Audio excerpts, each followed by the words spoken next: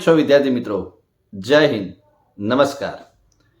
जैसे कि वीडियो के टाइटल में आप सभी लोगों ने देखा और टाइटल को और जो थंबनेल देख के मित्रों वीडियो में आए तो उन सभी लोगों को मित्रों अलर्ट कर रहा हूं, यानी कि हमारी रिस्पॉन्सिबिलिटी है कि जेईई सेशन 1 में जो मिस्टेक हो चुकी है या अगर आपकी एग्जाम मित्रों 23, 24 या 28 को बाकी है और आप मिस्टेक करने वाले हो, लेकिन वही सिनारियो सेम टू सेम करने से सेशन 2 में न करें, इसलिए मैं point to point step to by step आपको समझाने वाला हूं।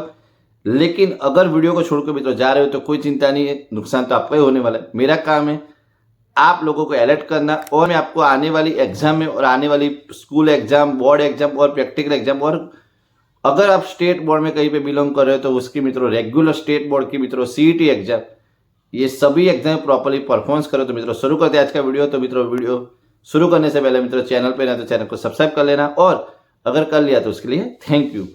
तो मित्रों शुरू करते हैं आज का वीडियो। तो सबसे पहले बता रहा हूं कि जेईई सेशन 1 को बहुत सारे बच्चों ने, मोस्टली बच्चों ने ऐसे लाइटली लिया है और वो समझ रहे थे सही बच्चे कि हम ये काम करेंगे, यानी कि उनको शायद डायरेक्शन भी इस टाइप की मिली होगी शायद कहीं से। मैं किसी को ब्लेम नहीं कर रहा हूँ, किसी को क्लेम नहीं कर रहा हूँ, मैं आपको समझा रहा हूँ कि हमें डायरेक्शन जो मिलती है उस डायरेक्शन के अकॉर्डिंग हम अपना आगे का स्टडी का मूवमेंट करते। तो मित्रों अगर आपने ऐसा समझ लिया था कि पिछले साल के पीवाईक्यू करेंगे क्योंकि अभी स्कूल की प्री बोर्ड चल रही है, प्रैक्टिकल एग्जाम भी आ रही है और उसमें जेईई एग्जाम आ चुकी है और शायद बहुत सारे स्कूलों में तो अभी रनिंग एग्जाम भी चल रही है, तो उसके बीच में आपने सोच लिया होगा कि पीवाईक्यू कर देंगे हो जाएगा काम। लेकिन इस बार जो जेईई सेशन 1 में एनटीए ने मित्रों जो गेम चेंज की है कि एग्जाम पैटर्न में और जो लेवल ऑफ द एमसीक्यू वो दोनों चेंज है। बहुत सारे बच्चों के रिव्यू जो हम ले रहे हैं, रिव्यू आपको इस चैनल पे अभी दिखा नहीं रहे, लेकिन जो रिव्यू हमने लिए हैं वो रिव्यू के अकॉर्डिंग बहुत सारे बच्चे बता रहे हैं कि इसमें एग्जाम पैटर्न में भी थोड़ा चेंज दिख रहा है और जो एमसीक्यू का लेवल भी अब हो चुका है। तो अब इसमें क्या करें? अब 2 एग्जाम तो मीन्स 21, 22 वालों की एग्जाम हो चुकी है, तो भरोसे बैठे कि अभी सेशन 2 में देखेंगे।